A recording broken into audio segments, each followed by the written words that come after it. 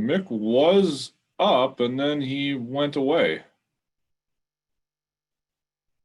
So I'm not sure where Mick went.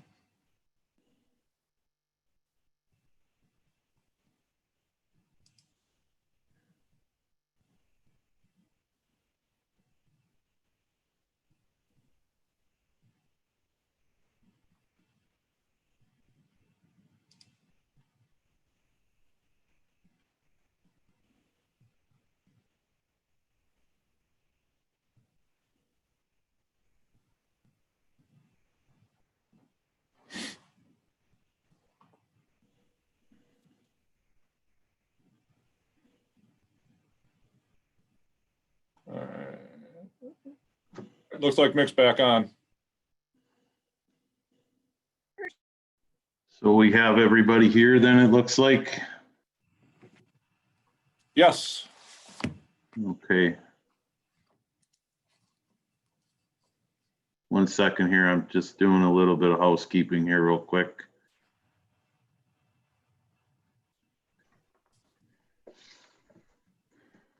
I know Wade's on vacation, so I didn't expect him to be here tonight. So we'll get started here. Welcome to the Monday, June 24th special meeting, City of Montgomery Special Council meeting. We'll call the meeting to order at 7:01 p.m. and let the roll call show that all council is present. Do we have any additions, changes to the agenda? No. Oh, Butch, you got your hand up? Can't hear you, Butch.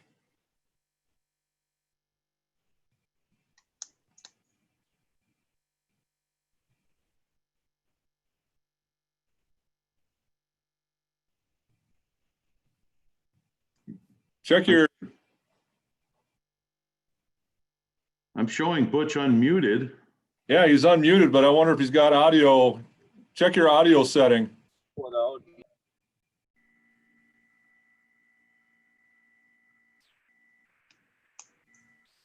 You have to read lips, Tom. What was that, Brian? That you're gonna have to read lips. Yeah, I don't even have that feed on. I'm gonna, let's see. Butch, are you good to go?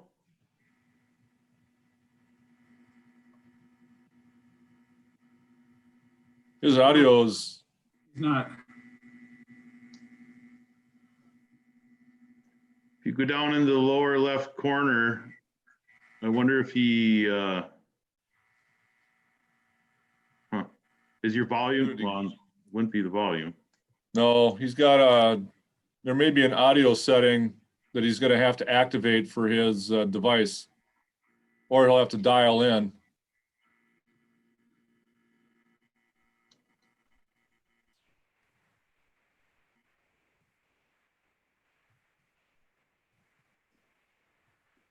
Maybe he's gonna log back in.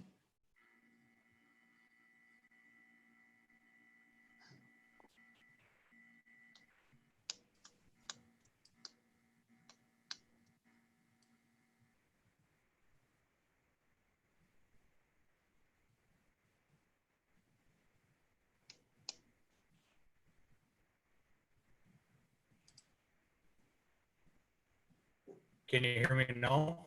Yep. Yep, we can hear you now.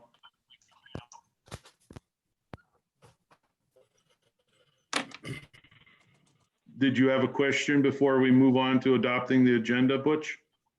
No, I was talking and nobody was responding, so. Okay. All right, glad to see you're back on board here then. All right, so I will entertain a motion to adopt the agenda. So moved. Second, We have a first by Butch, a second by Bob, I believe. Is that correct? yes. Okay. All those in favor signify through the roll. Brian, would you call the roll? Dennis, Yes. Mick. Again, Mick, Yes. Butch, Yes.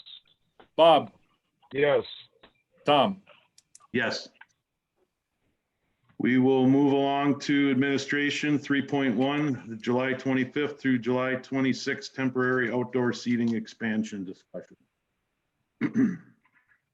Okay, so at the last council meeting, the council directed myself to talk with law enforcement, public safety people, fire ambulance, about coming up with a plan that would allow the bars to expand their seating area.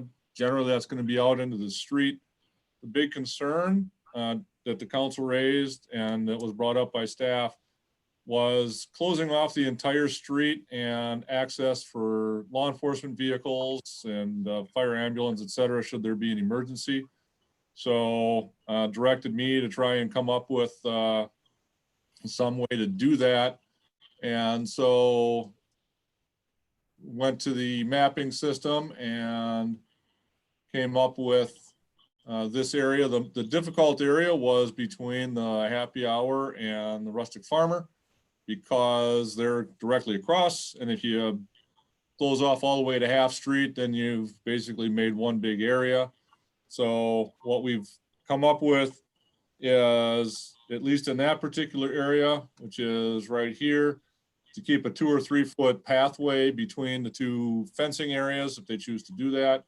Everybody else would go roughly to mid-street, maybe a little before mid-street.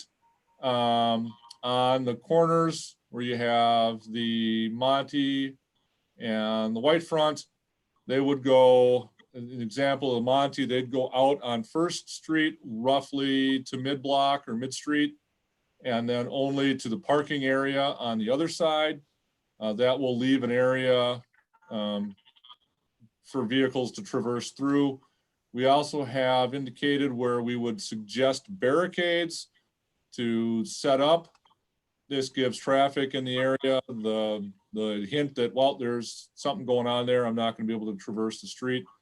Believe the emergency vehicles would be able to go around them or move them out of the way if they need to get through. White Front would be going out to approximately mid-block on Elm, parking area about 10 feet onto the First Street.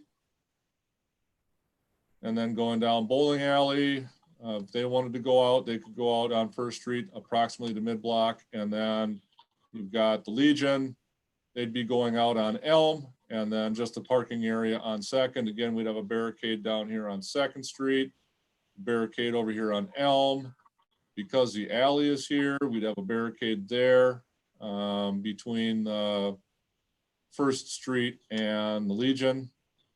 And then down here, we'd have a barricade down by the bowling alley. So that's kind of the setup. I did send this off to the bar owners. I sit down and chat with Cassie as well. I believe that she is, I thought I saw her on the call. I don't know if she's still out there, but I thought I saw her out there. Talked with Nate about it and Kenny as well. So leave it up to, this is what we came up with, leave it up for council now to discuss. We did have a couple of caveats to it. One, after this day, if there's any need for city staff to clean up on Sunday morning or Monday morning, that all cleanup costs would be billed back to the establishments.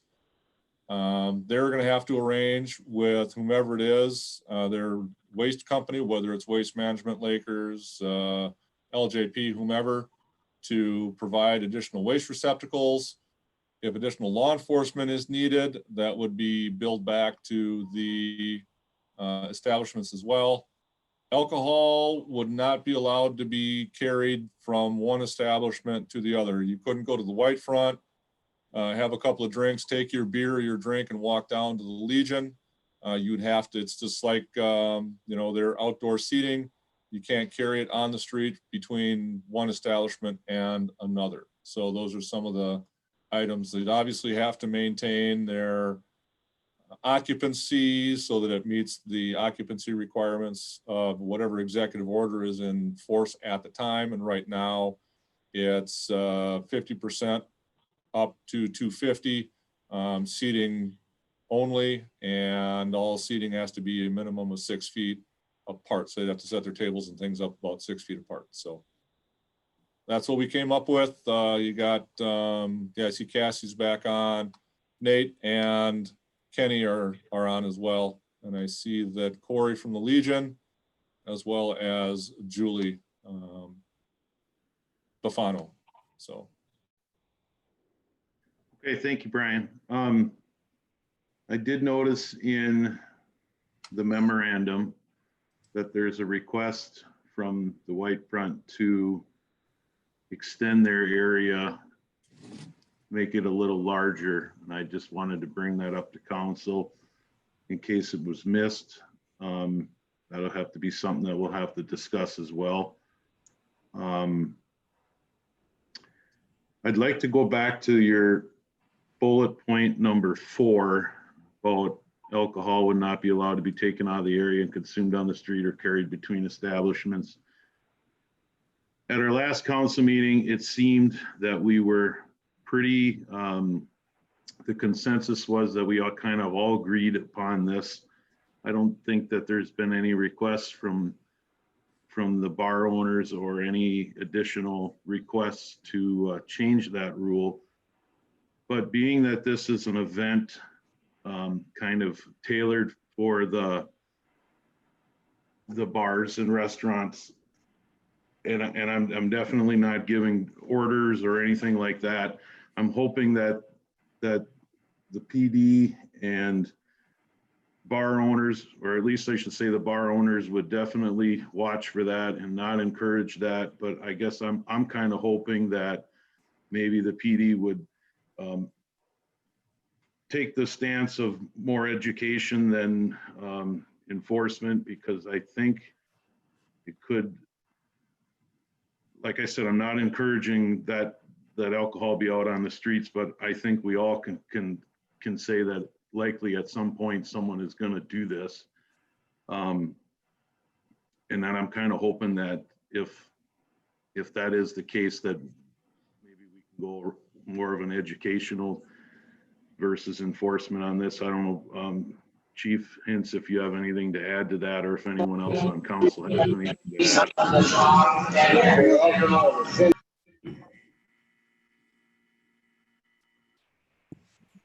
add. Thank you. Yeah, I agree.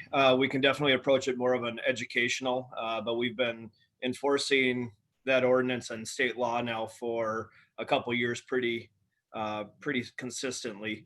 I think it would be good that the bar owners, and if they have bouncers or people at the door, that they're advising them that not to have drinks out in the street. But again, like I told Administrator Heck, the police department will do what the council directs us to. Like I stated, I'm definitely not encouraging this, but this is kind of a special event, like I said, tailored to the bars. I really want to try and cater to make this as successful for them as possible. And it only takes one individual, one patron to create trouble. And I know the officers have a difficult, I shouldn't say all of them, but I've spoken to several officers that have issued tickets in the past. It generally becomes, it's not something that's very easy for them to do. They usually get quite a bit of backlash regarding it. I'm just trying to make this event as successful as possible. And by all means, if council disagrees with me, absolutely speak your mind, and I'm just throwing a suggestion out there. So does anyone want to comment on bullet item number 4 before we move on? I see Butch has his hand up. Yeah, Mick does too. So Butch. Well, it's definitely say, take the educational approach, but at the same time, I think it should be very stern that if you are walking, you're going to get a warning maybe first, or an education first, but then it will be enforced. I don't disagree that, if the Legion has somebody walking down from the White Front and they already have a drink in their hand, I think the Legion also wants to sell them a cocktail or a beer versus them taking it, bringing it from a different establishment. So, you could also open up a can of worms where people are bringing their own beverages down and going into different barricades. So I would say education, but sternly. Mick? Yeah, I guess I would kind of follow up with my thoughts are about the same as Butch's, and my only fear, Tom, is so that somebody doesn't say, well, the mayor said we could do this, and so we can kind of get away with, whatever we want to, because the mayor's going to let us do that. So that was a little concerning.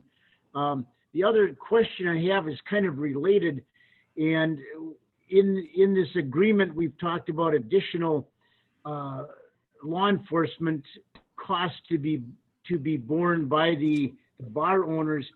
But I'm just kind of wondering, normally, what would we consider our regular police force numbers for that night? And, the policemen are busy on patrol already, and now you kind of throw this into the mix with maybe 300, 400, 500 people or more downtown. At what point do we talk about needing some additional police officers? I can follow up on that, Councilman. Yeah, when I was speaking with Administrator Heck, again, we'd have 2 officers scheduled that evening. One would be coming off duty at 2 a.m., which we'd go down to 1 for the entire town. My concern would be if we do have a large gathering, like hopefully we do for the establishments, that I believe it probably would be correct to actually have an officer just dedicated to the downtown. That would be mainly on foot, but would be walking the alleyways. Again, kind of like with the enforcement, not letting people bring their own containers. If people are going to start walking down the streets with them, either have them dump them out. Again, more on the education side versus the enforcement. Again, we just don't want it to get out of hand. But again, with speaking with Administrator Heck, the guys could get tied up on a domestic or other calls like that, and then we wouldn't have any officers downtown until that were to clear. So it'd be my recommendation to add an officer. Maybe it'd be a shortened shift, 8 p.m. to 3 a.m. Until the streets are kind of cleared out in that.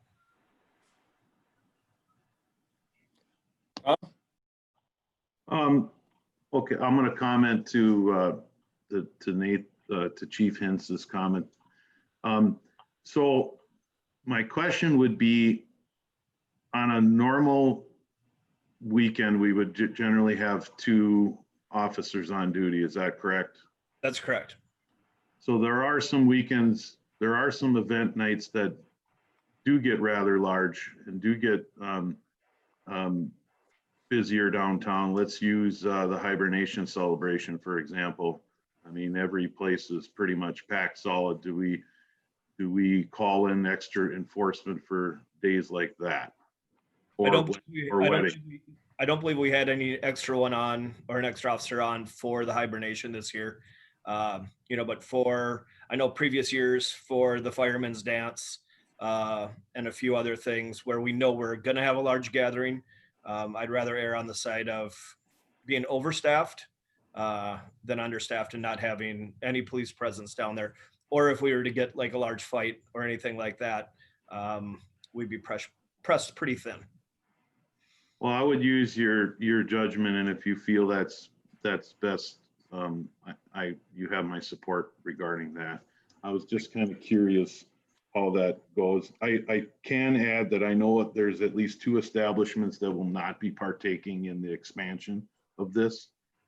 So that may change the perspective a little bit, but I just wanted to add that they will not be using the expansion portion. Dennis has his hand up. Tom, you want to take Dennis? Go ahead, Dennis. A couple of questions. One, do all the bars close at the same time, and is it 1 a.m.?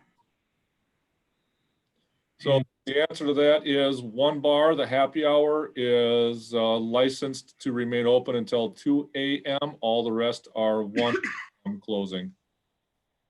Okay, and is there any measure of enforcement or direction in terms of 6-foot social distancing, counting, make sure we're not over the crowd limits? I would hate Montgomery to get a reputation like Mankato now has as being a hot spot of throwing a huge bar party and having the town become pegged as a town that doesn't care and is creating a big issue in the COVID crisis.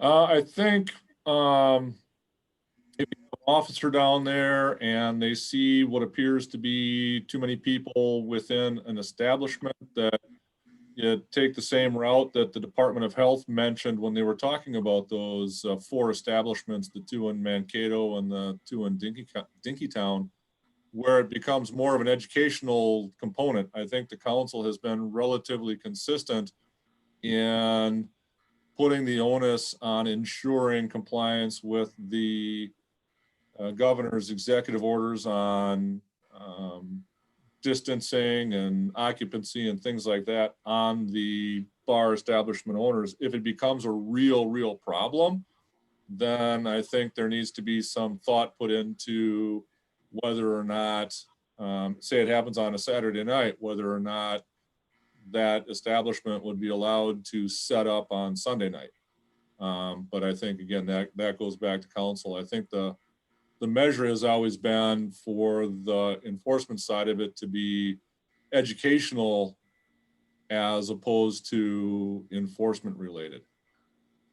I fully support this whole endeavor in helping the bar owners and those who need help in whatever business they're in through the EDA loans and grants we've done through this program. I just want to make sure we're doing it in a safe, public safety conscious manner, and that we make the town look good to all those in town and the surrounding areas.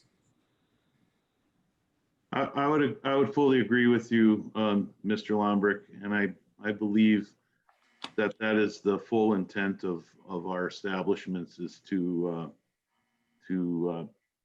follow the executive orders as best as possible. I know at times an establishment may be overwhelmed, and I think that was the general purpose of why we put this together. And that may be difficult to monitor every second that they're open, but I think by the discussions that I've had with at least a couple of the establishment owners, that is their intent, is to do the best they can. And I guess at this point, that's all we can really ask for. I know it's going to be difficult at times. I'm certain of it. And as it probably is right now, I would assume right now it can be difficult at times. So with putting that responsibility on the bar owner, we're trusting that they're doing the best that they can to do that. One thing to note, and so that all responsible establishment owners understand, by extending these streets doesn't automatically mean that 250 people can be put in there.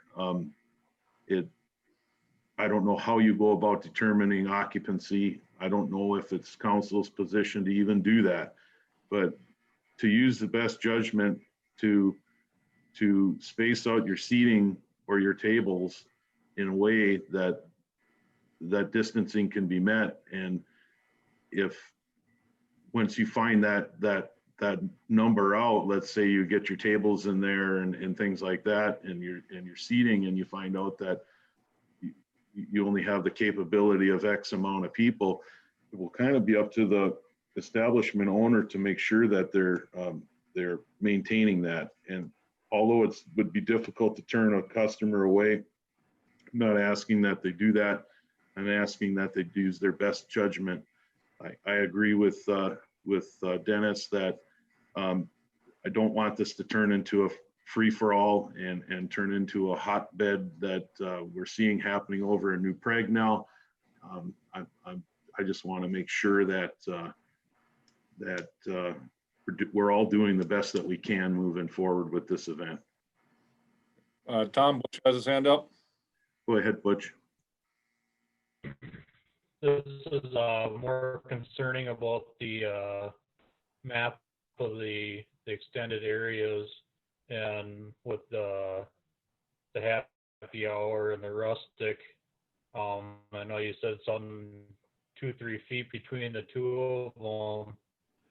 I know there's a barricade at the end of the street, but if an emergency vehicle would need to get through there, would the plan be to go around to a different block, or would we try to get that widened out enough to have a vehicle, emergency vehicle, to get through there? I'm gonna have either, well, Kenny and Nate can address that. I know that from the ambulance's perspective, when I chatted, it's, you know, get as close as you can. They're still gonna probably wheel people in on a gurney and whatnot. But I'll have Kenny and Nate address that. So if you could do that, guys, that'd be appreciated. I guess I'll comment first, and Dave is in the office with me because his computer couldn't get on the meeting, so he's here too. I don't have a problem with, you know, that one little area having narrow space there. We can definitely go around from another side if we need to get in. So I don't see that one little space being a problem at all. No, if we got to come in from the other side, we can make it work. It shouldn't be an issue. Would it help to leave the spacing in there wide enough that you could actually get, I don't, is it a gurney or a cart or what's The that? cot, yeah, if it's 3 feet wide, the cot will fit through there. Well, then That's I the would, plan of leaving it 3 feet wide. That's plenty of room.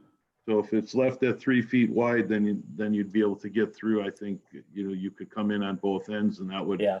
ultimately be determined on where the event happened, which way you would come in. Yeah.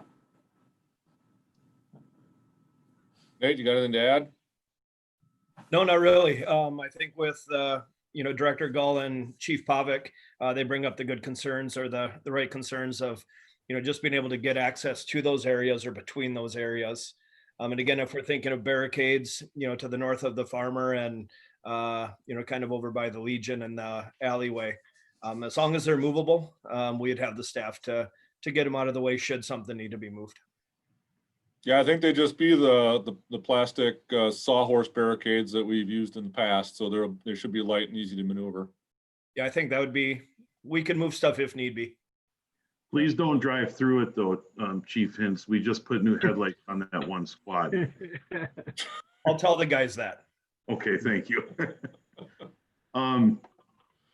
Before we move along to the item of expansion on White Front, is there any more comments regarding the 4 bullet points and what we've discussed this evening and at the previous meeting? Dennis? Dennis has his hand. Just wanted to clarify that I think this is a good thing for the town if it's handled well, and it sounds like it is. Thanks to the leadership of Mayor Isert and Administrator Heck. Thank you for all that you've done to make this possible. And last comment at this moment would be just to be sure that we're all aware that we cannot in any way, shape, or form use the words or term Kolachki Days or anything like that. It is a complete separate, not Kolachki Day event, just so we're on record as being very clear about that. That's all I have. Thank you. Mick has his hand up. So I brought this up at the previous meeting, and I don't see it addressed in here.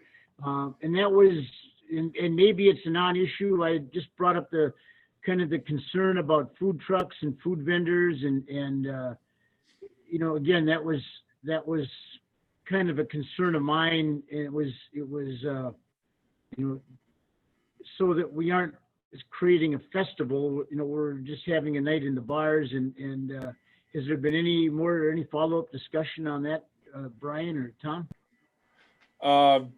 I have not had any follow-up discussion. I think because it was brought up, I believe Councilmember Forcell had asked about allowing nonprofits and whatnot to set up food tents and whatever. And I think the comment then was, well, that at that point you're creating a whole festival atmosphere, and it's probably better left to just allow the establishments to have a larger area. Some of them serve food, so the competition with food trucks probably is not something they're looking for. The other, and we don't license food trucks, so if a food truck showed up and parked outside of the barricaded area, there's not a whole lot that we'd be able to do because we don't license them, we don't regulate them. Yeah, okay. Great questions. I did receive a couple text messages from Julie Buffano. I will read her questions off and we'll see if we can clarify them, and then I'll actually ask her if she has any other questions. Her first question that she had was, what is the time frame that we're allowing here? It really doesn't specify that. I believe in our work session, we had talked about, I believe Cassie's original request was like 10 a.m. to closing. Is that still kind of the time frame that we're looking at? That would be the time frame that was put on the original request. I know that when I talked to Cassie, one of the questions came up, and I don't know if I put it on I may not have put it on the memo, but Tom, you mentioned it, and that is if they take the stuff down, and I think when I talked with Cassie, it was sort of like set up at 5 o'clock or 4:30 or 3 or whatever to get it set up so it would be ready to go around 5 to close. But I think that's something the council is going to have to address, because the question came up is if we take it down at the end of the night, would it be possible to use the full width of the street? And that was where that full width of the street issue came up. So, but I think that's really, the timing is council's discussion and how you want to frame that and make that work. So this is a Saturday to Sunday event. I wouldn't be opposed to, coming up with a time frame and not even requiring the tear down. I mean, our downtown business district is usually pretty quiet on Sunday anyways, so we would be, I wouldn't necessarily, I would think that if we stated maybe a certain start time to allow them to keep their fencing up, it could be kind of cumbersome for the establishments. We're trying to make it as easy as possible, a successful event for everybody. How does council feel about that? About maybe stating from, say, like we start at 3 p.m. or something till close, and then, I don't know what we're looking for on Sunday. I believe 10 p.m. was the original request for closing on Sunday. Maybe something like that.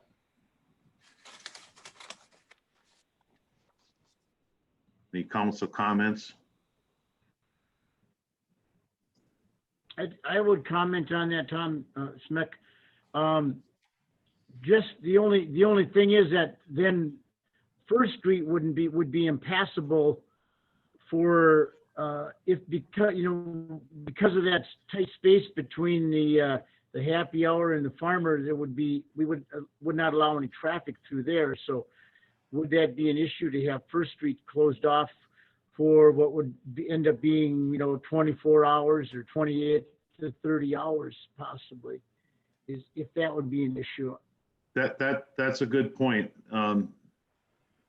I guess that would be the one consideration that generally our downtown district is usually pretty, like I said, pretty quiet on a Sunday. I wouldn't necessarily think on a Sunday would be too big of a deal. But on a Saturday, that could be, because there are some businesses that are open, but maybe some foot traffic might help our businesses in those locations as well. Great question. I don't know how to really answer that. Mayor, Yes. members of the council, I'm looking at the original request that was put in by Cassie. And it says the hours would be the 25th and the 26th from 10 a.m. to 2 a.m. So they would be looking from 10 a.m. till essentially close, or Okay. on both the 25th and the 26th. Both days. Yeah. Right. So 28th on here. I don't know it would why be- Tuesday would be on here, but it would be pretty much impassable on Saturday already and on Sunday. So if that's the case, if we went by those hours, I guess I don't see the point of tearing it down, truthfully, but that's just my opinion. Like I said, it might be easier for the establishments to leave it up, but I guess I'm going to leave that open for more discussion from council. I'm not opposed to leave it up. Mayor Dennis has his hand up. Go ahead, Dennis. I'm not opposed to the leaving it up either. It's a lot of work to set that all up and tear it down and set it up again for the next day. The request I thought was a request similar to the past Kalachki Day celebrations, where we only closed the street with fencing at 7 o'clock at night. It was closed Friday night at 7 till close, and then Saturday night from 7 till close. So going from 10 in the morning seems to be maybe a little more than I was expecting it to be, because we didn't have a time frame in here, but they said the request was similar to what they had for past Kalachki Day celebrations, and that fence all went up at 7 o'clock on the 2 evenings. Tom, Bob has his hand up, and then Butch. Yep. Go ahead, Bob. I can see their hands. I got that up here now too. Brian. Okay, perfect. I'm just gonna say I'm in agreement with Tom on this. Just leave it set up because they would also have to include extra staffing for tear down and set up. And if we're trying to help the businesses, they don't need to be hiring more people for this, tearing it down and setting it up. That's all I got. Butch? Yeah, I'm in agreement with you, Tom, that just leave it set up. And as far as the hours go, I know it said like Kalachki Days, but this isn't Kalachki Days, so we're not referring to that. So, it's a different event. Yeah. Maybe 10 in the morning's a little early. I don't know. I don't know what the establishments would be looking for a start time. Would someone care to, would Julie or Cassie care to? I see Lisa Blaschko's on here as well. Would you? Is there a specific time frame that you're looking for? This is Cassie. I can comment on that. I think I just put 10 o'clock just because we had no idea what it would be like, what time people would start showing up. It doesn't have to be 10 o'clock. I know the Legion maybe thought about having their bag board set up and doing a tournament. But none of that is, none of us have set plans yet either. Well, I think for the Legion, as far as the Legion goes, it's a little different because I believe that there could be some access that could be easily done through that space. It's a little more difficult on Main Street because there's other businesses that are there. I realize there's still Fleet Check Insurance is really the only other business that would be on Elm on that area over there. I did get a text from Julie that she is stating that she would be looking about 3 p.m. on Saturday is when she would like to see at least open by 3 p.m. on Saturday, and she thought she would be done on Sunday around 6 p.m., maybe earlier. So what does the council feel on a general consensus of saying, 2, 3 o'clock in the afternoon on Saturday, allowing the establishments to leave the fencing up until, a certain time on Sunday and kind of go with that.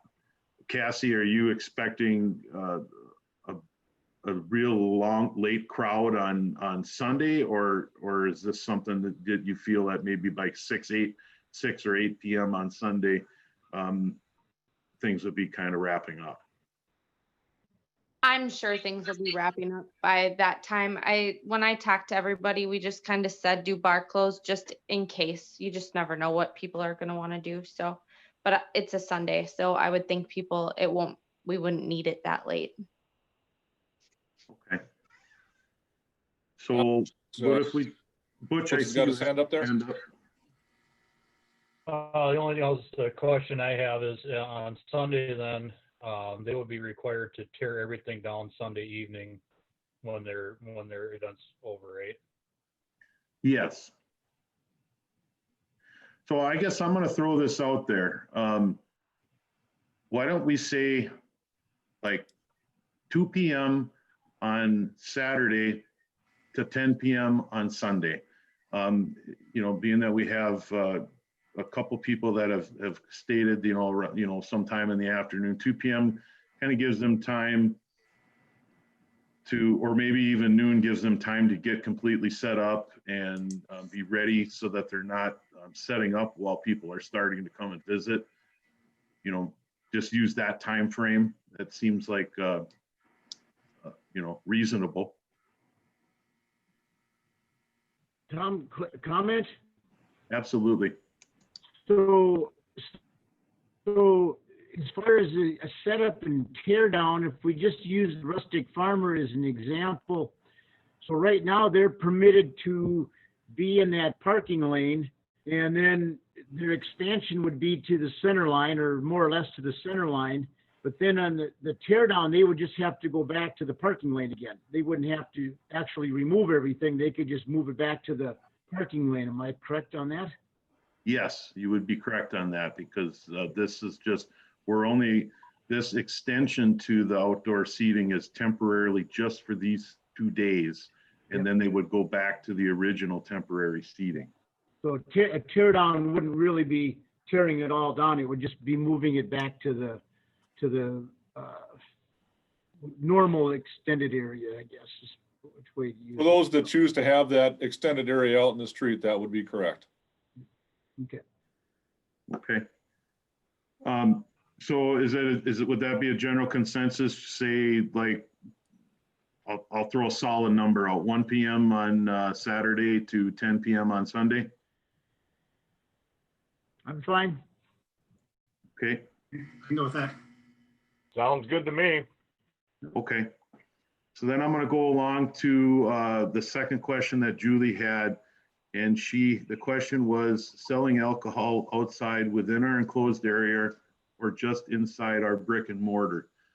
I'm going to try and answer this. I believe what we stated when we allowed the expansion area was we highly recommended that all of the sales would be done inside the brick and mortar.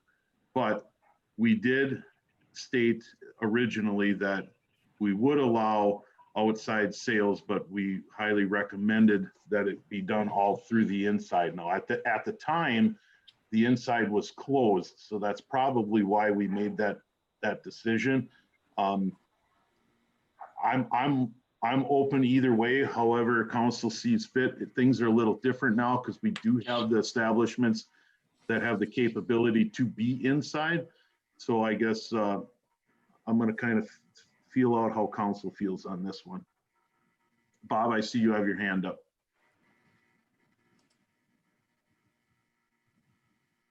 You have to unmute yourself, Bob. Can you hear me now?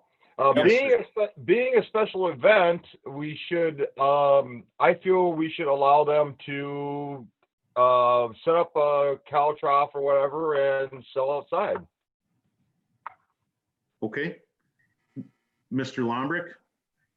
I agree with Bob. If it's just an extension of their business space, they can sell inside, they should be able to sell outside as well. If they can staff that and manage it internally, it's up to me. That'd be fine with, up to me. Mr. Kubish? What did we do? Legion, the American Legion had their 100-year celebration last year, and I believe we allowed them to sell outside. Can you correct me if I'm wrong? Yes, we Yes, did. they were allowed. Yeah, they were. And I'm in favor of that, then. I wouldn't be opposed of if they wanted to sell outside as well. It might help the situation. You know, a long line of people coming in to get a beverage if they're outside, having multiple areas. And I agree with Dennis. It's actually an extension to their establishment. I think we can treat it as such. I did not hear from Mick regarding his opinion on that. Yeah, I guess I would agree, you know, probably the outside sales would help encourage some distancing there rather than crowding, you know, in, that's what they say the worst place you can be is in a crowded space, and I can see, you know, people crowding up to a bar. Probably not a bright idea to do that. So for the outside sales probably would be a little bit safer, a safer way to conduct business, I would guess. Okay, Butch, you have your hand up. The other comment I was gonna make too, and these are all bar business people, so I'm sure they know them better than what any of us know, but if, as long as it's within their reason of their insurance too, that'd be one thing to make sure they're following along with. Good point. The other comment is that everybody that's in that area has to be seated. You can't have a bunch of people standing around. So that's part of the executive order for outdoor seating, whether it's an event or not, they have to be seated. So that's the other thing that's going to help control the number of people that are there. Okay. The last question that Julie had was about tear down, and I think we answered that we were going to allow that to stay up from 1 p.m. Saturday to 10 p.m. Sunday. So I guess unless there's any more specific questions, we would have to go on the last item that was discussed. Dennis has a question, Tom. Sure, Mr. Lambert.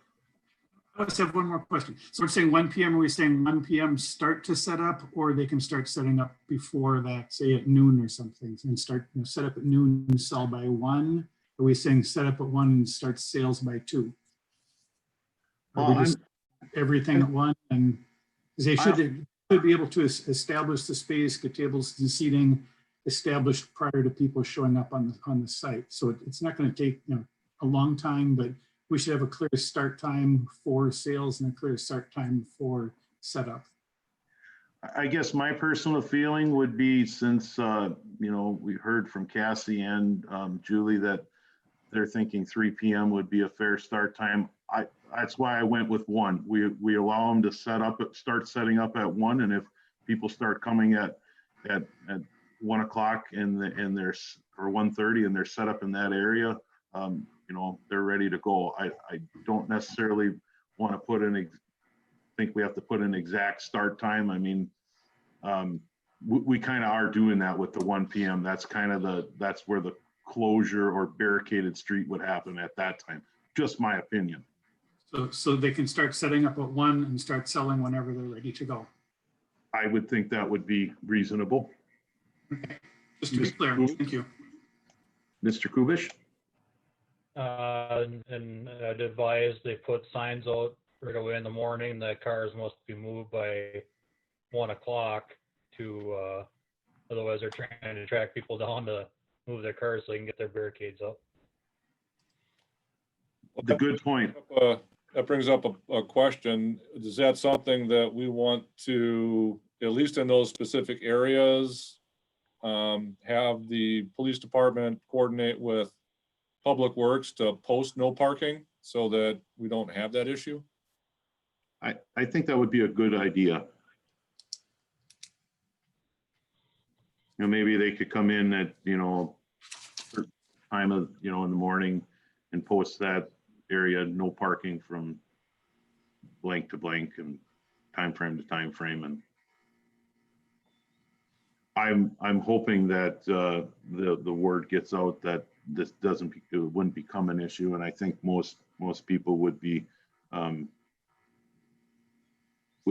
fairly reasonable about it.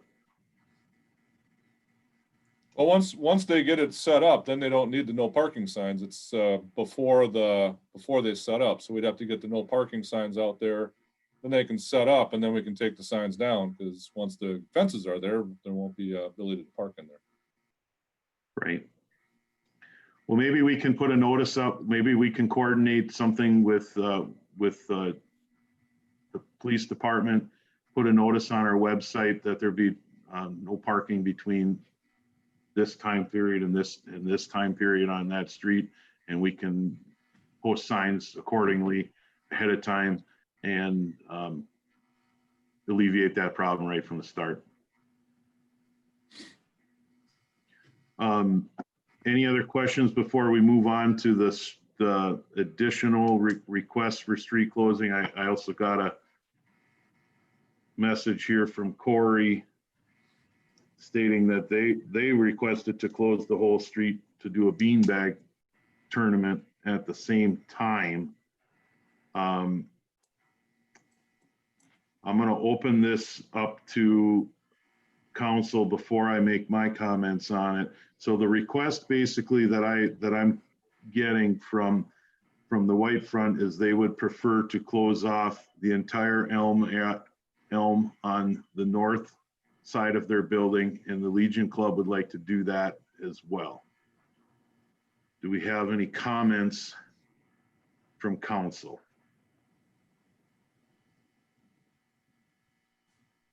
Otherwise, I'll stick my foot in the mouth first if you guys. So I'm not opposed to it, but I think we've made some pretty good concessions for our establishments already. The only reason why I would lean a little more towards probably saying not closing the entire street area would be because access. We basically would cut off access. There'd only be one way in, and it'd be on the south end of Main Street or through some alleyways, which there could be some parking issues throughout the alley for emergency vehicles to pass. I want to make this as successful as possible for the businesses themselves. But if we're going to allow complete street closure for two, we may as well allow complete street closure for every single establishment. That's really the fair approach. So I would probably push back on that a little bit unless someone can convince me otherwise. Hey, Tom, this is Corey. Can I comment? Absolutely, sir. Sorry, my video ain't working. I can't raise my hand. I believe Sharon's thoughts on it weren't for the whole time. It was to start the beanbag tournament earlier, and at the completion of it, then we would open the street back up. What time frame it should be looking for? I was trying to get a hold of her on that, and I'm waiting for an answer back. When I get an answer, I will let you know. Okay.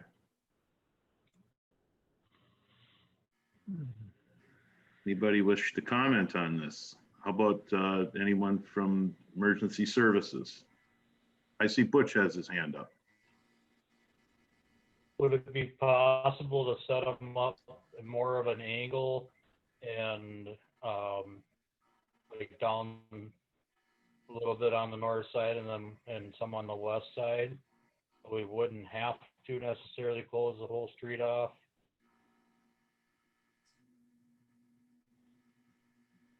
Corey, I guess. I know normally with the distancing that they do before, it usually does take up the whole street or 3/4 of the street for the spacing for the bags. because they usually, go across the center line where they're tossing, so.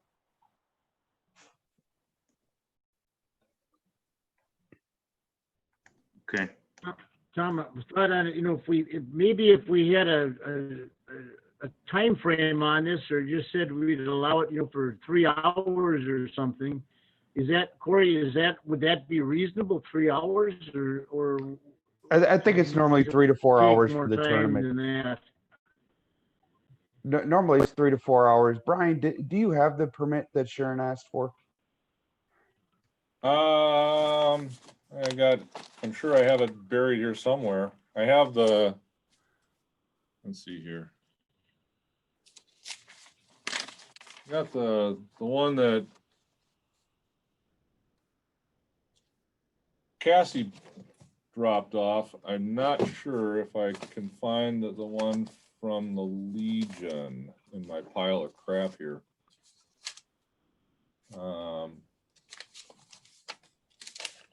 We did get 2 separate ones. We got one from the Legion and then one from Cassie.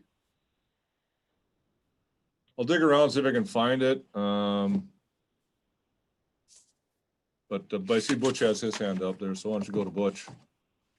Go ahead. I had it up earlier, and I just kind of wanted to answer my own question in my head, but saying if a guy could get into the parking lot by the bank and use that space for the bag tournament, but then we're also allowing alcohol outside the barricades and the inconvenience of that. So I kind of answered my own questions. I just wanted to let you know why my hand was up.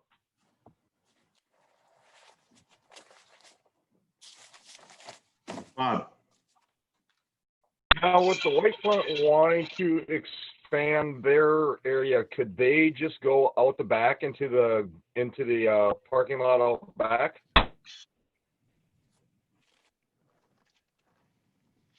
Well, that is a city-owned parking lot back there. That's not owned by the Whitefront. I realize the streets are also owned by the city. But then we would be restricting parking space on an already restricted first street. I'm not certain that would be doable. Can I chime in quick? Sure. We don't need the parking lot. I'm totally fine with not having that. Or are you talking about that for the Legion for bags? No, I think he was talking about the parking lot behind, to the south of your building. Okay. For the Whitefront use. For the white. Yeah, we don't need that. Okay. Okay. Thank you, though. Dennis. So we were discussing this whole request to allow greater areas for all of the establishments to create seating areas. We're not creating a festival. We've pretty much poo-pooed the idea of food trucks, though we can't stop them. We have had a request for music, and we've pretty much said we're really not in favor of music because we don't want to create that whole festival kind of event.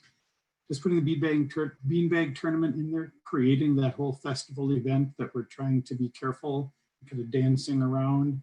My thought was we were expanding bars outdoor space to give them greater seating area to correspond with the executive orders for seating for more patrons. That's a good point.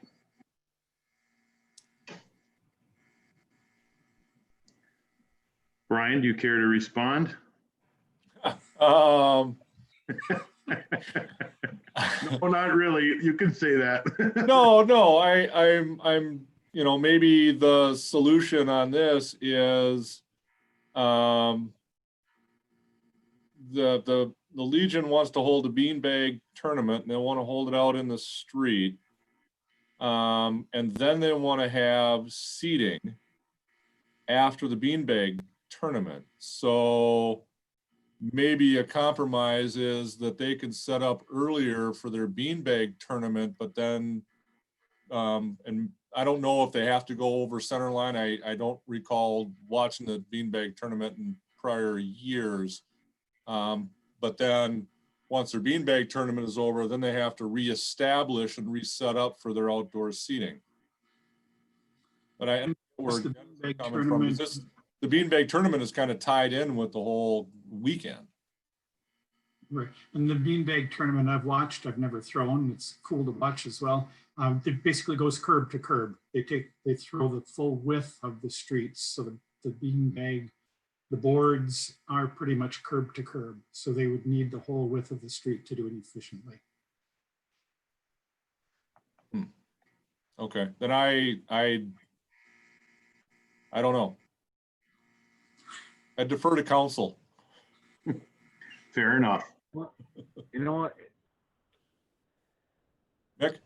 I'll kind of agree with Dennis's, you know, we're not gonna allow bands and we don't want any dance set up but, you know, we would allow this tournament. Now, there's probably not a lot of close contact in that, but, and I guess, and I kind of asked on it, I didn't get an answer on that was, you know, what would the time be, or do we as a council just set the time and we say you can have the beanbag tournament from 2 o'clock till 4 o'clock and the street would be closed during those 2 hours or 2.5 hours, and then the street is reopened again after that. And maybe if the Legion can't tell us, we just decide what would be the time frame on that. I'm thinking the time frame would be like noon to 4, you know, for the tournament. I think that would be plenty of time for us to, you know, to hold it. So we'd probably need a half hour before the tournament starts to get the boards, or an hour to get it set up. So probably 11 to 4, and then we'd you know, go back down to center line on it. Butch has got his hand up. Which, I would, kind of going back to what I said earlier, if you can get it set up somehow within the fenced-in area where you have it expanded, I wouldn't be against you having a beanbag tournament, but I don't think we're gonna extend out and close that whole street down. I think it'd be pretty easy to set them up back to back and still be able to have, I think you have what, 6 or 8 sets of the bags. So, you know, if the guy could somehow stay within the allocated area, I'm not against it. Well, I know there's 8 sets, and then it's 30 feet apart from board to board. And realistically, you can't, you know, for the tournament, you can't be set up back to back because it'd be interfering with the other people. So we'd probably need 50, good 40 to 50 feet per board setup. And then going around that corner, you're going to lose some with the flag poles and the overhang coming out of the side of the ballroom. You won't be able to have bags or anything set up in that area also. So I don't know what the footage is for that, if that's going to allow us to set that up in that area or not.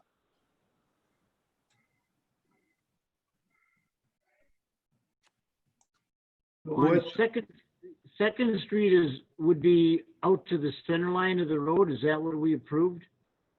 No, Second Street would be the parking basically out to the 10 feet. And then the short side or Elm would be out to the mid center line. That was just the proposal. You could suggest to change that so that Elm or Second Street goes out towards the center line and Elm stays close to the parking area. But I think traditionally the Legion has always been out on Elm and not out on Second, and that's why that was proposed that way. Mm-hmm. what about if we allowed the extension out in front of the Legion from curb to curb, basically, and not allowed Second Street and we allowed that for a certain amount of time. And that would allow them to set up their beanbag tournament. And then as they were requesting outdoor seating, they could go around the corner at that time when they reestablished the outdoor seating. They would have to bring back the fence to the midline, bring it back. And then they could extend around the building of the proposed area and allow from, say, like noon to 5 or something to get through the tournament, and then allow them to go back to the original proposed that we have here. Now we haven't addressed the White Front's request, but we can go to that once we establish what would be acceptable for the Legion.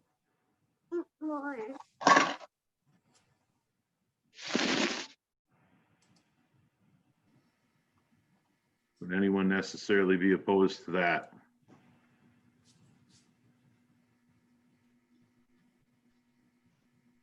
Should we go on to the White Front request, and then we can maybe treat them both equally? If we Sure. make a decision on Legion now, it would have to apply to the White Front. We have not heard their request. Okay, let's, Brian, can you bring up the proposed area for the White Front next? Here's the White Front right here. And it goes almost to midline on Elm and then to the parking area on First. And when I chatted with Cassie, she had asked if they took it down at the end of the night, could they go all the way, close off Elm Street or Elm Avenue, and then tear it down so it's not blocking the street for the entire time. And I advised Cassie that that's something that she can certainly ask council about and see what council's feedback is. So that was when I met with Cassie, that's what her question to me was. So Cassie, would you be utilizing First Street at all in that, if the extension went across Elm, or would you just be looking for the extension across Elm? Just the extension across Elm. I honestly don't know if we have enough of fencing and posts to go from Elm to First. But I also, I did talk to Kenny Pavic a little earlier today about this. And I guess I'm not sure if it's fair if we can close down the whole street and other people can't. I don't want to start anything of why the White Front can close the whole street when other places can't. I don't want to cause any problems there. I think that's very fair. I just had said in the past, we've closed down Elm and it wasn't a problem. So that was kind of my point. Like, we closed it before for things. Why is this different? But then when I talked to Kenny earlier today, he pointed out, not everyone can do that. And that makes 100% sense to me. I mean, I don't think we should be favored, or not favored, but we just have that extra area there that we could use, but other places don't. So it really doesn't matter. Whatever you approve, we will go with. So I think yes, you have done that in the past and it's worked very well. But this is kind of a unique situation because we're addressing all the establishments being closed at the same time. So that the path of travel is uniquely different than it would be in your normal closure. So I do see Dennis has his hand up. Dennis, do you have a comment? Yeah, the Legion would like to close the street full width for a certain number of hours. And if the White Front is understanding that it really isn't work to treat one different than the other, if we're going to start closing the street curb to curb for any, then we're going to have to do it for the Monty and for the Palace as well. And we really didn't want to see the street closed curb to curb at all because of foot traffic and public safety. So I just have a hard time veering at this point from the map that Brian has drawn up. I think it's fair for everybody. And it creates the outdoor seating expansion that we were trying to achieve in the very beginning of this conversation for the bars. Okay. So this is Corey. I completely understand. But I do have a question. Then would we be able to, is that Second Street now on the other side? Could we take that up to center for the tournament and then return back to normal after the close of the tournament? I would not be opposed to that. It's a short period of time that you're talking. You probably can get, I don't know, what from the side of your building over. I don't know how many bags that you could put in there at that time. I wouldn't be opposed to that. But I don't think Dennis or council has necessarily stated that you wouldn't be allowed to completely close off the street for that short period of time either. It's a kind of a unique situation. You're requesting it for a short period of time rather than the entire time. I think that's a little different. I wouldn't even be opposed if Whitefront wanted to close off their entire street for that same duration or period of time. I think it's not exactly the same request. That's what makes it difficult, because we have multiple events happening at the same time, and how to treat them as fairly as possible is the difficult part. So Dennis, were you indicating in your opinion that you were opposed to the Legion closing the entire street off for the tournament period time? I think if we allow it, and then any of the other bars come forward and say, well, we want to have a bag tournament, we want to have a this, we want to have a that, we have to then allow them to have their street curb to curb for that many hours for their event. Treat them all equally and fairly. If one gets a special treatment, more space for a certain number of hours for their special event, we have to concede that to every single one of them, to be fair.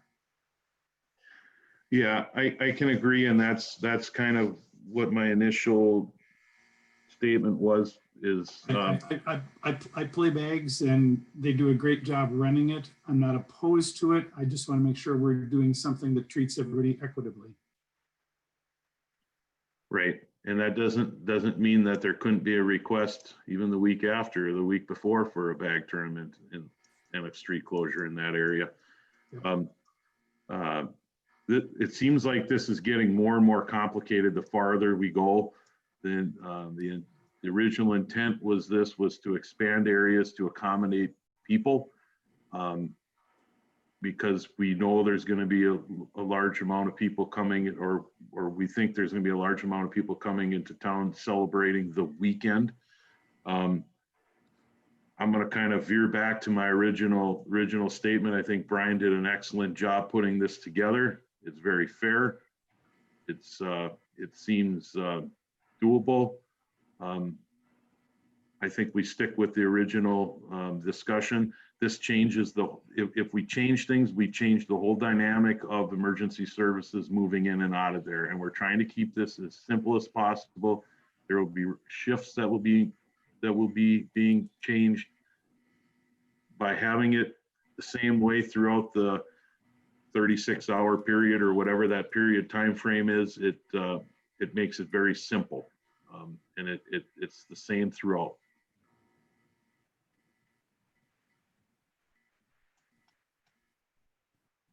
Any other comments? We've been on this for about an hour and 15 minutes. Not that I don't care to speak more of it, but I'm kind of curious where council is at with this portion of the discussion, so we can either change the original intent or move forward. Nick is waving his hand there, Tom. Okay, Mr. McGuire. We give the Legion out to the center line then on second? Would we make that that addition? I guess my proposal would be to stay with the proposal that Brian came up with. He's worked hard with the fire department, the ambulance crew. We could have an issue if it seems like Second Street is much narrower than Elm. It's much narrower than First Street. By extending it out to the center line, that path of travel could be blocked off with any vehicle parked there. Anybody that comes down that street realizes that you're basically in the other lane if there's a car parked there on the west side of Second Street. So that could change the whole dynamic of the emergency route. Okay, I agree.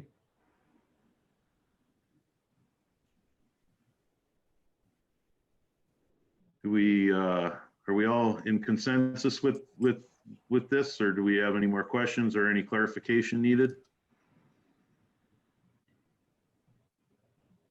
So is this something that, Mr. Mayor, members of the council, you're gonna wanna have a formal motion on to approve their request and this solution? I think we should, because we're expanding those, we're temporarily expanding those service areas. I think we should have a formal motion to expand it, unless somebody, I do see Butch's hand up. I think we should have a motion to expand it as proposed. With the timeline or time frame as well? Correct. Butch, do you have a comment? Do we need to do that tonight? Can we do that tonight, or can we just have it on this consent agenda to approve like we have in the past at the next meeting? I think we should make the motion tonight. This is a special meeting. We do have the authority to make that motion and approve it tonight. I think that will, you know, that will help the establishments realize the plan moving forward, and they can make arrangements to make that happen. Yeah, the next meeting, the next regular meeting would be on the 20th, and that would give them, that would be Monday. That basically gives them 4 days or 3 days to gear up for what they want to do. So if you do it now, then it gives them more time to do their marketing and to gear up and get ready to go. But I'll make the motion that we approve the extended seating areas as drawn on the map, and to allow the things we discussed, alcohol sales on the street or in the fenced-in area, and no alcohol outside the barricades. Do you want to establish 1 p.m. to 1 p.m. Saturday to 10 p.m. on Sunday? From 1 p.m. on Saturday till 10 p.m. on Sunday, July 25th. Second. 26th. Butch with the first, Bob with a second. Any further discussion? Seeing none, all those in favor signify through the roll. Brian, will you call the roll? I will. Dennis, Yes, and best wishes to the bar owners. Mick, Yes, Butch, Yes. Bob, Yes. Mayor Isaac. Yes, and good luck to all the bar owners on their special weekend. We hope that everything goes well and weather holds out great for all of you. Best wishes and be safe. Okay, so motion carries. So we'll move along to 3.2, the Montgomery Chamber car roll-in request. This should be fairly simple. Brian, do you want to do a quick review? So this was discussed at the last work session. The Chamber of Commerce would like to get their car roll started again. And part of their car roll is the provision to allow alcohol in the street during their event. I've got a letter here that was submitted by Seth, the Secretary of the Chamber, and their dates would be the 21st of July, August 18th, and then 2 events in September, September 1st, and then their normal date of September 15th. They would like to have the council waive those provisions of the code that prohibit alcohol in the street or open containers in the streets and the sidewalks. The area that they're talking about would be from Vine Avenue on the north, on First Street, all the way to Oak Avenue on the south. Okay. Butch, Was this something that was approved in the past, earlier in the year? This was never approved this year. The council approved this request during last year for their car roll, but it was not presented to the council for consideration this year. So this would be their first request to do it. Okay, thanks. any other comments? Mick? So I'm just gonna kind of weigh in on this a little bit, and as far as I know, there's nobody is having car roll-ins anywhere. Fairs have been canceled, all festivities have been canceled. Now we've just worked with our local establishments here to maybe give them a little bit of a break over what would normally be Kolachki Day weekend. And I'm just wondering, this whole thing all came about because of this COVID pandemic, and now we're reading these stories. 36 states are seeing increased cases, all because of public gatherings and people meeting and not taking precautions. And like I say, I don't know of any other car roll-ins that are allowing car shows, roll-ins. I don't know of any that are being actually encouraged and promoted by a city. Now, maybe people want to gather on their own and do something without the city involvement. But I don't know if the city being involved in this is a good idea.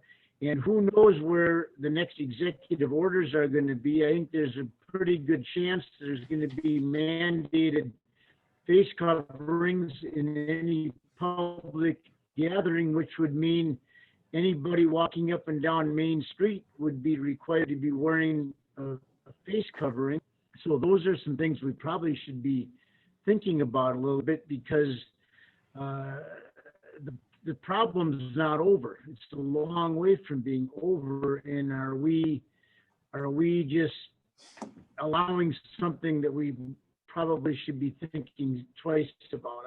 I have some concerns. So, Well, I would like to comment to your comment. I'm not going to disagree with that, with any of your remarks. I kind of look at this a little differently, though. We're not approving the roll-in. There is nothing that would prevent a car roll-in from happening.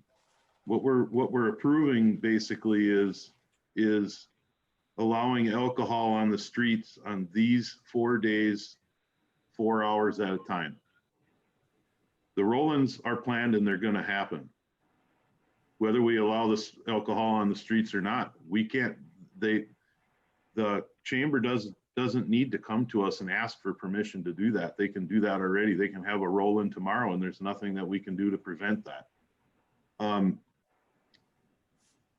What we're doing is we are also providing some economic relief to our downtown as well by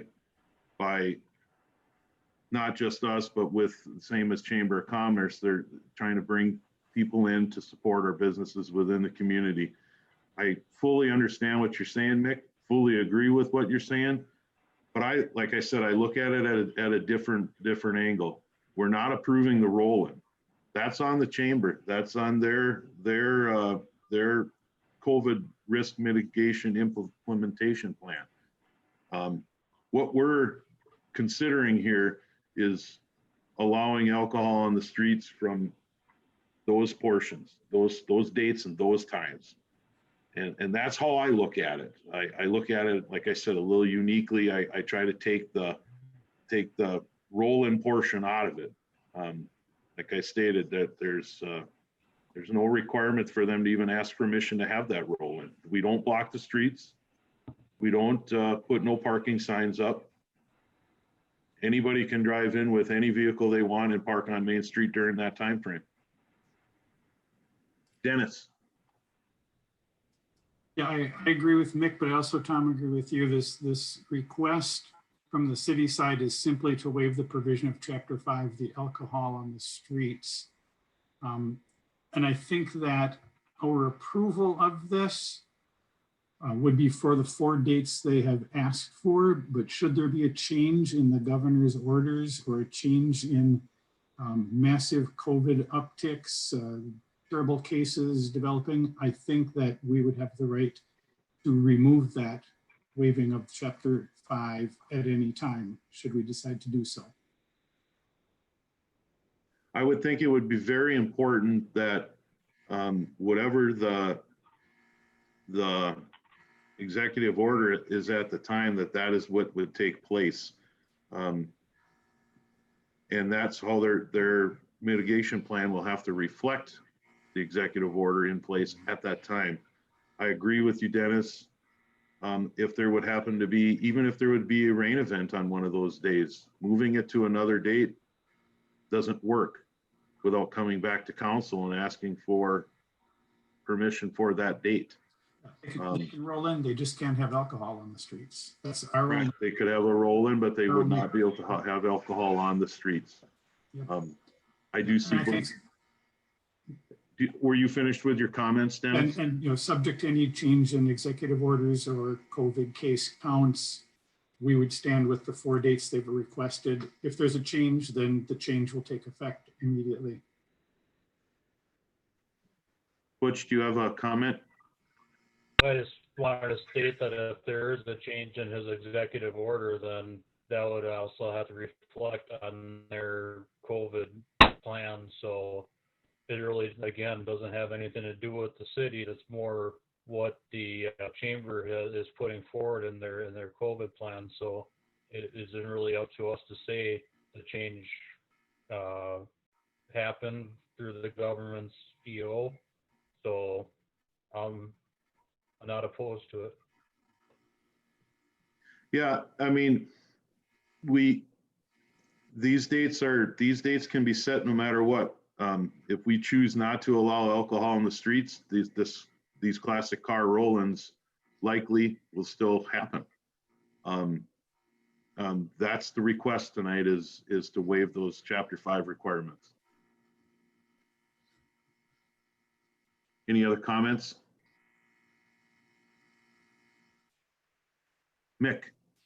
So I'm probably vote no on this, and I'm not opposed to the roll-in, but we just said we wouldn't allow anybody over the weekend that normally would be Kalachka Day weekend.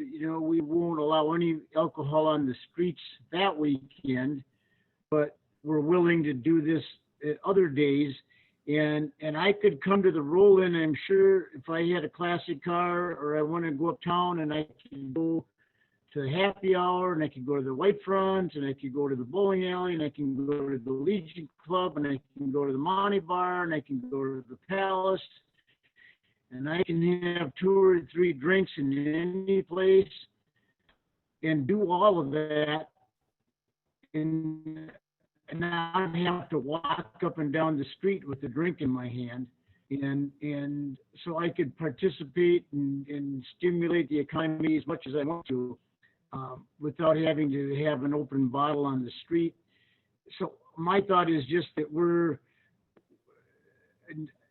have the roll-ins, have as many as you want, but I don't think that the city, by allowing it, the city becomes kind of an active participant And that concerns me a little bit, because we're taking an active role in permitting that. So we are a participant in that role, and by changing our ordinances. So that's my thought. I don't think it's quite the right thing to do, so. Okay, Mayor Dennis's hand up. Mr. Lombrick? To follow with Mick's concern, Brian, what liabilities does the city assume by waiving the provision of Chapter 5 for that event? That's really never been asked before, so I don't have a clear answer.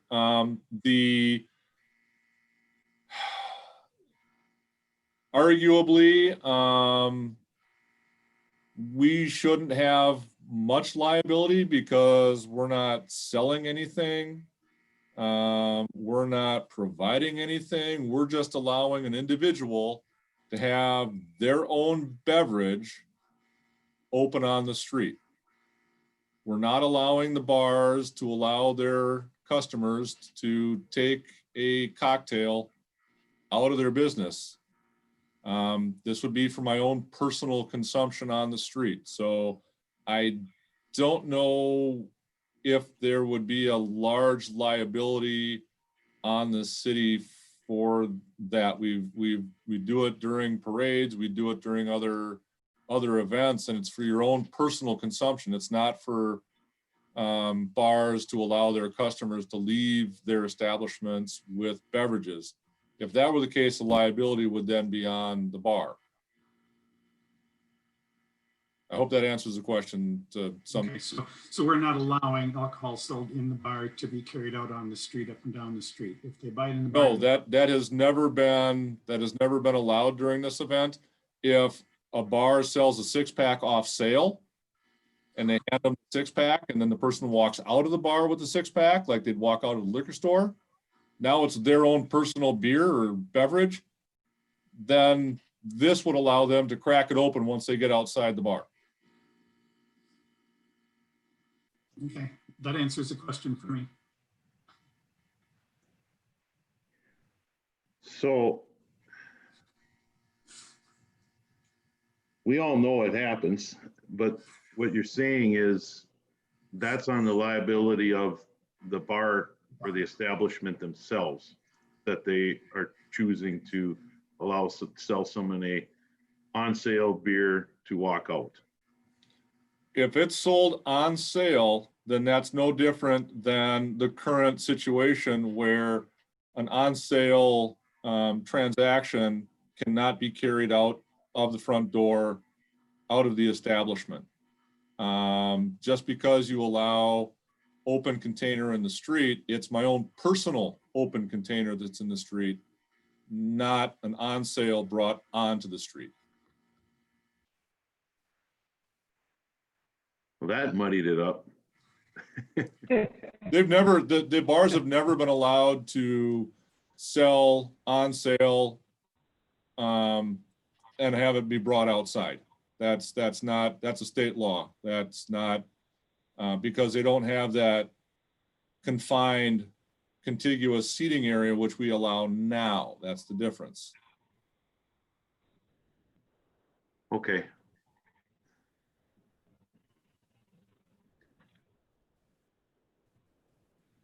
And I said this was going to be an easy one.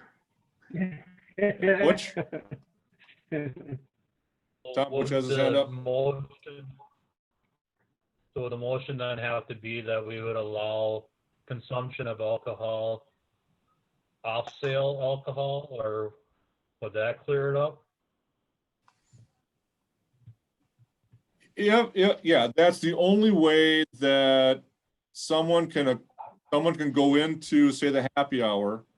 They can buy a 6-pack for off-sale consumption, which means that it can't be opened and whatnot in the bar. They hand them the 6-pack, they give them the $10 or whatever it is for a 6-pack.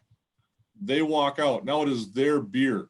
The consumption in the street or the open container in the street pertains to an individual's personal beverage. Like I said, you've never been able to take on sale out into the street, only off sale. So that may clear it up. And I think when I was talking with the chamber representatives last year, their issue was they wanted the people who were showing the cars to be able to have their own beer in the street. That was one of the comments. Bob, Mayor Bob has his hand up. Go ahead, Bob. And coming back on what Mick's comment was, you know, people can go to a bar, you know, I could bring a classic car into town at any time and still walk into a bar, you know, it doesn't have to be just on these event days. It could be any random Saturday or Sunday or whatnot. You know, all we're doing is just going to say, hey, you know, hate to say this, but you got your 12-pack of beer in the trunk of your car. You can set up a couple lawn chairs and sit and drink it and let people look at your car. So I'm failing to see the muddy up on this. It's just allowing them to bring their own alcohol and I guess have a cocktail while people look at their cars.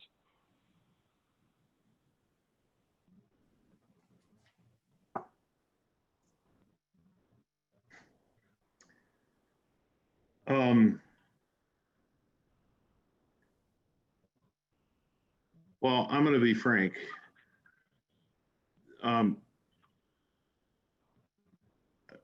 believe, I mean, I've done it myself. I mean, I know what the intent of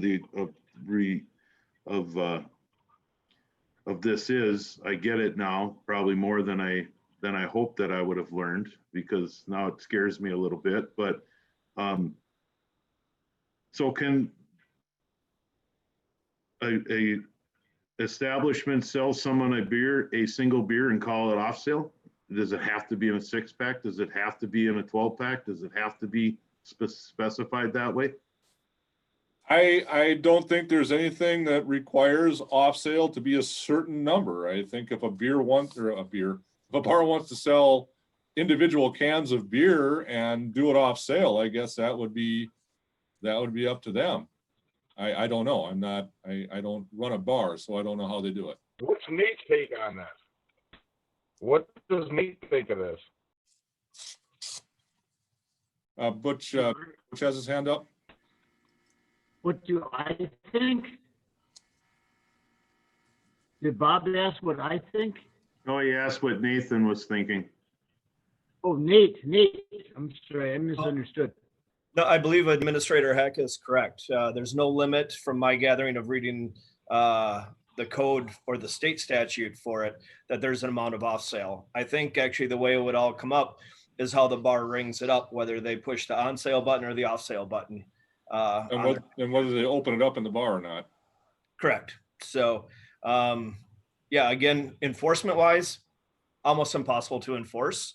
You know, but like Councilman, you know, or what Bob had said was that they can bring their own beer in a cooler, sit on the sidewalk in their lawn chairs, you know, walk up and down the street, talk to the people that own these cars, and, you know, go about their business just without, you know, breaking the law with having an open container. So I don't know what that would really hold the city liable for. Again, you as the council are just changing the ordinance that for those 4 hours on those specific days, you're waiving the ordinance of allowing alcohol on the street. But as back for the bars, I think that would be pretty difficult to, you know, say you walk into the Monty bar, you know, can I have a beer? You purchase the beer, you walk out in the street. On or off sale, that'd be pretty tough to enforce. Butch. I just wanted to say you can go to any of the larger liquor stores. I know they don't do it in Montgomery here, but you can buy a single can of beer and as off sale and take it out of there. So I just wanted to say that. Bob. You can buy a can of Montgomery brew beer from the Montgomery Brewery, a single can, and walk out the door with it. So it does happen in town as well. Bob? Now, most of our bars sell bottled beer, so that would keep the beer, you're talking cans over bottles. So all you got to do is just make it so you can only have cans outside. I mean, what I mean. If somebody buys a beer in a bar, they're not going to restock and have cans to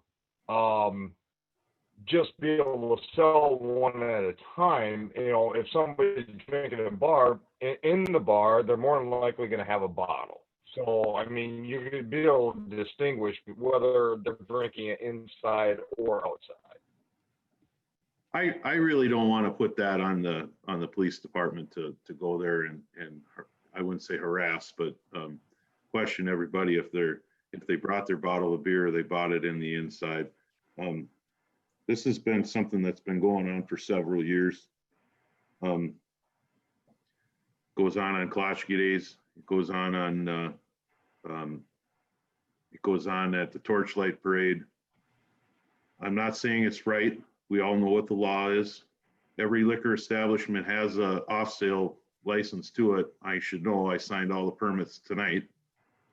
I think we just make a decision whether we're going to allow open container and waive provisions of Chapter 5 or not. And the liquor establishments know what the rules are. They've been in business long enough to understand it, and we move on from there. Otherwise, I mean, if we're going to get this technical about it, truthfully, we might as well not allow alcohol on the street ever again. Period. Because, and I'm certainly not going to ask Chief Hintz and his staff to go around to everybody with an open container, whether it's in a plastic cup or it's a glass bottle, and ask them if they bought it inside. I mean, I just don't think that's the enforcement action that I personally would like to see. This is a successful event that's been around for several years. It's getting better every year. Unfortunately, it's a unique year. Is it overlooking the rule? I wouldn't say that. The bar owners know what the rules are. We know what the rules are. We're simply stating, are we going to allow waiving the provisions of Chapter 5? It's getting too muddy, too difficult. Either that or we have to make a decision to never allow it again, because anybody who likes to have a beer during the Klotchke Day parade and forgets their cooler knows where to get it. I mean, or the same thing as Torchlight Parade. It's just part of Montgomery's heritage. It's just part of it. And that's how I feel on it. Maybe I'm rambling on a little too long, but that's where I feel with it. Mayor Dennis has his hand up. I'll make a motion that we waive the provision of Chapter 5 for those Dennis. dates that are stated. Dennis, would you like to comment? I was going to make a motion, but Bob beat me to it, so I'll second that motion. Okay. We got Bob as a first, Dennis as a second. Any further discussion? Hearing none. All those in favor signify by the roll. Mr. Heck, would you please call the roll? Butch, Yes. Mick, I'm gonna say no, and I still support the Roland. I just don't think the city should be actively involved with events that could exceed the limits in the executive orders. Okay. Dennis, Yes. Bob, Yes. Tom. Yes. Motion carries. Thank you. 3.3 EDA loan program recommendation. Leah, you're still on, so I'm gonna unmute you and you can talk about this program. If I can unmute you. Come on. There you go. Nope.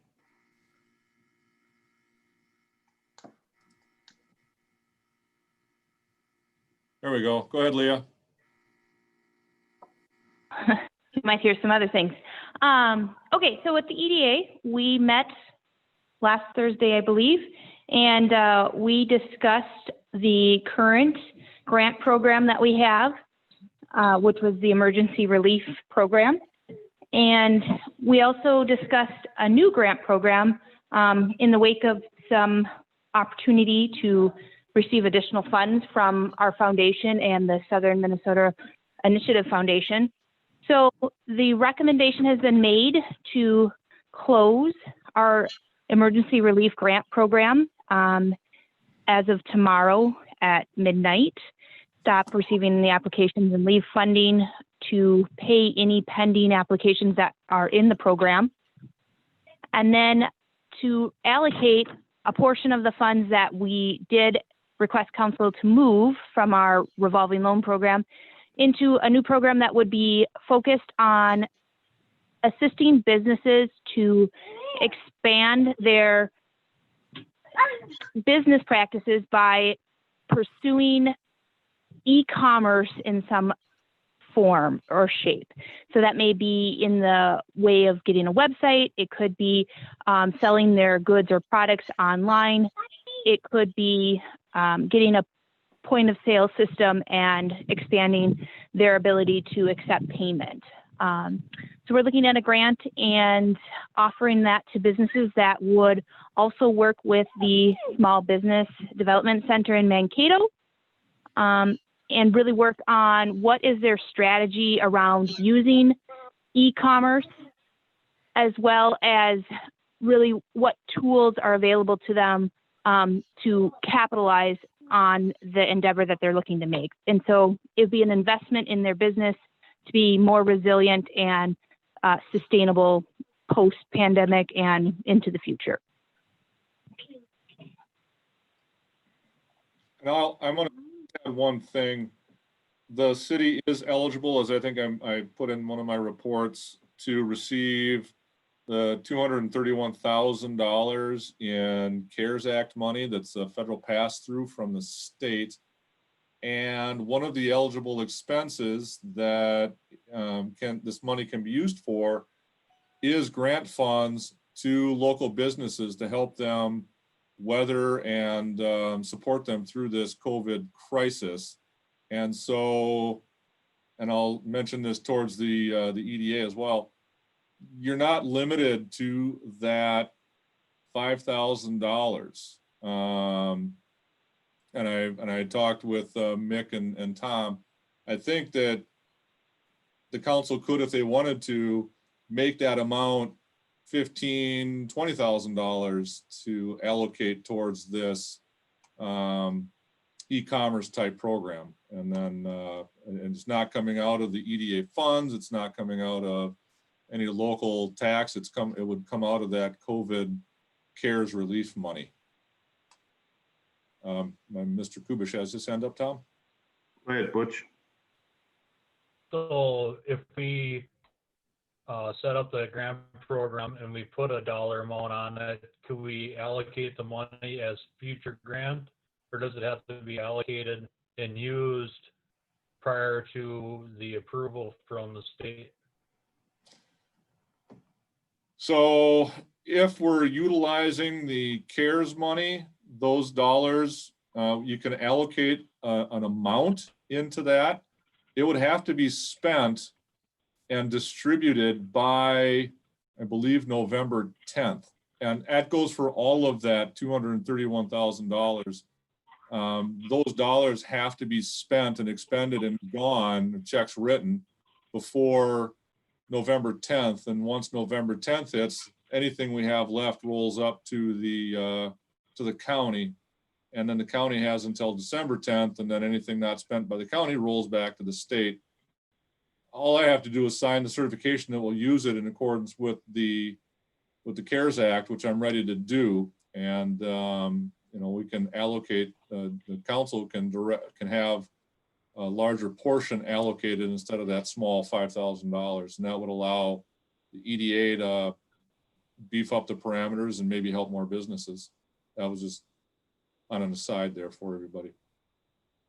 As a member of the EDA, I want to thank Leah for all the research that she put in towards this. I know we had some great discussion at our last EDA meeting regarding this. I think it's a good opportunity for Montgomery businesses to be able to change how they do business. We even found out, as you noticed in the memorandum, by allowing credit card purchases in town would qualify in this grant. Now, as EDA, we have a lot of work ahead of us to establish the grant and get it going. We're hoping at our next meeting, which I believe is like the 18th of June or something, Brian, if I'm not. Yeah, it's July, I believe, 18th of July. Yeah, so we have some work to get done before then. Leah sent out an email today kind of putting out some parameters and some thoughts that we should consider moving forward. I'm supportive of this. We have the money left over from the original grant. We will be receiving reimbursement for it.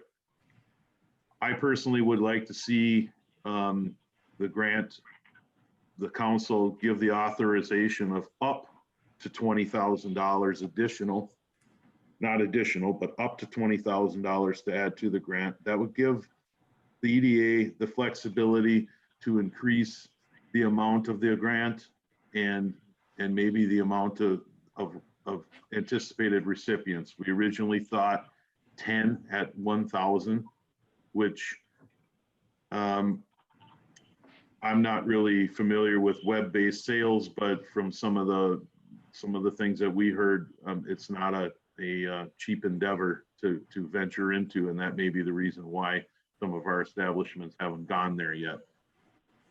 So unless there's additional comments, I'm going to make the motion that we approve reallocating the emergency grant, the phase 1 and phase 2 emergency grant money of $5,000 with an additional $15,000 for a total of up to $20,000 for the EDA to move forward with the e-commerce grant.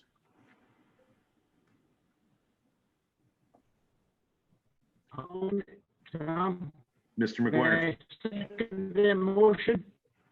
I'd like to second that motion, and can I make a comment?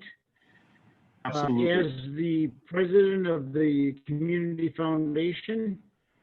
So I would just like to the Community Foundation made a very generous donation to the EDA, and I just like to just kind of tell you where that came about. Is my audio okay? Yes, it Tom, is. is my audio good? I just got a kind of a blank screen here. Yes, it is. We can hear you, Mick. Okay. We had a past resident of Montgomery. Okay. We had a past resident of Montgomery contacted me here a month or so ago, and he wanted to make a donation to the community to kind of help the businesses that were affected by the COVID pandemic. And he told me that his employer would match him 1-for-1 on a donation, and he wanted to make that donation to the Community Foundation. And I contacted Smith, the kind of the parent group of our Community Foundation out of Owatonna, and they were matching COVID relief grants 4-to-1 up to $5,000. And so one individual donated to the Montgomery Community Foundation $1,000. the employer matches that $1,000 to give us $2,000, and then the community, and then Smith matched it, so we were able to secure about $7,000 off of a $1,000 donation. And we, as a community foundation, cannot really make grant money directly available to for-profit businesses. So we decided that we would split our funds between the food shelf and the EDA. And so that's where that money came from. But it all started with one former resident making a very generous $1,000 donation to Montgomery Community Foundation. So just wanted to share that story. Thank you, Mick. And it slipped me at the moment. There is some thanks that does need to be given to the Montgomery Community Foundation for the generous donation that basically got this whole grant program started. So I thank you for all your diligence and hard work moving forward to see that this happened. This is a great thing for our local businesses. So thank you, Mick, and thank you, Montgomery Community Foundation. I see that Dennis has his hand up as well. Just a clarification question. Your motion was for 20,000 from the EDA. Is that inclusive of the funds from those other sources, or is that money on top of the 20 the city EDA is putting in? That would be, my motion was on top of the $5,000 grant money that the foundation has granted towards this grant program. So their 5,000 or 15,000 for a total of 20? No, it would have been their 5,000 and then our 20, my motion was up to our 20 additional, which would leave a total of $25,000 towards the grant. Is that what you seconded, Mick? Yes, yes. Okay. And just to clarify, and Leah went over this, so the phase 1 and phase 2 would be ending tomorrow.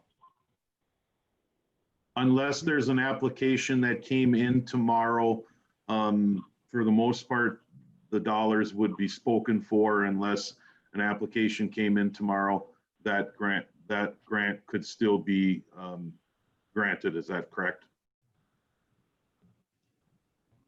Yes. Okay. But we would stop taking applications end of business tomorrow. Okay, good. Any further discussion regarding this? Okay, hearing none. All those in favor signify through the roll. Mr. Heck, would you please call the roll? Butch. Yeah. Bob, who's on mute. Yes. Dennis. Yes. Mick. Yes. Tom. Yes. Motion carries.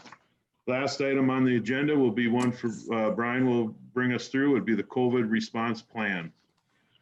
Yeah, I'm gonna just highlight this. By today, the city is supposed to have an approved COVID response plan.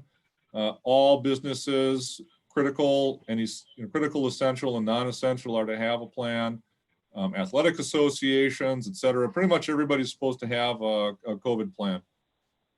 So I worked with department staff and department heads and took a couple of samples, one from another community and the template from the state, and put together a plan. It covers most of the things that you're all familiar with. Don't come in if you're sick. Stay 6 feet away. We've got little labels on the floor in the office here now. Few things that I'm going to highlight that are in some plans that we're not going to have in our plan. The first has to do with checking people's temperatures and asking questions about their travel history and so on and so forth before they come into City Hall. We're not going to do that. We're not going to do that prior to an in-person meeting if we have one. What we will be doing is, as we said, we got a sign on the door that says, if you have symptoms, stay away. Don't come in. Just stay home. And then we were going to require anybody who comes to a council meeting, we're going to, when we go to the in-person ones, we're going to require anybody who shows up to sign in with their name and address, so that if there is, by chance, someone who has symptoms later on and was at a council meeting, we can do the tracing to make sure that we contact those people and do the contact tracing. The other thing that was is in the plan has to do with face coverings. We could require them if you come into City Hall. Not going to do that. We're following the governor's executive order that strongly encourages their use. And when we get to in-person meetings, in addition to having little plastic screens that council will be sitting behind, if you're in a meeting with somebody and you're going to be there for more than 5 minutes or more than 15 minutes, and you're 6 or less feet apart, just for your own safety and for the safety of the people you're with, strongly recommend the wearing of a mask or face covering. You may see myself and others wearing face coverings if we have an in-person meeting. Again, I'm doing it for your protection, not necessarily for mine. So we're not going to require that. If the executive order changes and there is a statewide requirement for the wearing of face coverings indoors, then our plan will adjust and change to make that requirement should we go to, or when we go to in-person meetings. The plan, as you can see, is quite detailed on the phases from we're shutting everything down, no one's getting inside, everyone's working from home, to I'd say we're kind of like in a phase 3.25 where we're starting to allow people in, but we haven't gotten to the full opening. Just for council's information, City Hall will be open to public access Tuesdays, Wednesdays, and Thursdays from 9 a.m. to 4 p.m. We have a locking mechanism on the door, so when it closes, no one can get in unless they have the passcode. And we have a service window set up, and the desk has been rearranged, so we're okay to start doing some public service. So that's where we're at on that. Any questions that that you have? I see Dennis. Go ahead. I'm going to play Tim now for a minute in the section called hand washing through the document, the third paragraph. Yeah, I got it up there, hand washing. The end of the first line of the hand washing is all staff sanitize all height. Is it supposed to be touch areas, TOUCH, as opposed to tough areas? Oh, yep, I got it.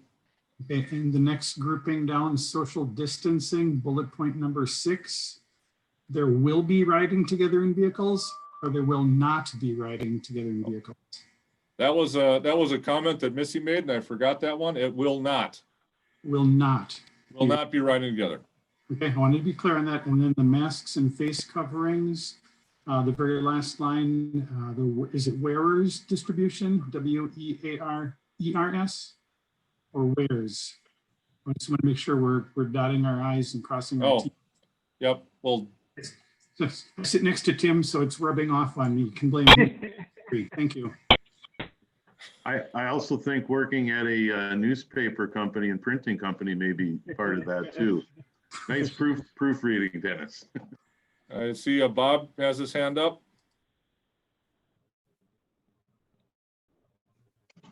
About the only question I have about people riding in vehicles and not riding, one person per vehicle.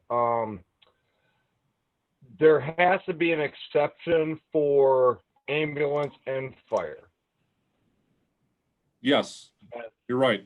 Put that in. That's it's kind of impossible not to, we can't bring one one fire truck and 10 personal vehicles to a car accident. Yep, you're right.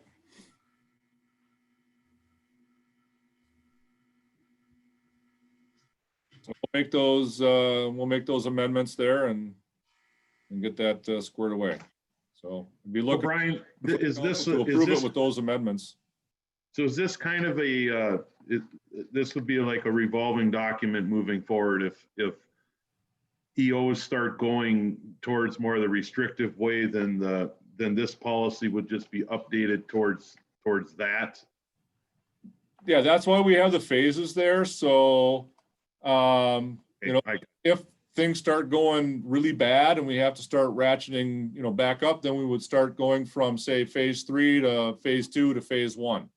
And that's how this would go. And that's why we've got these little tables there on what happens in those different phases. Okay. Okay. Any further discussion regarding the COVID-19 response plan? Do we need a motion to accept this?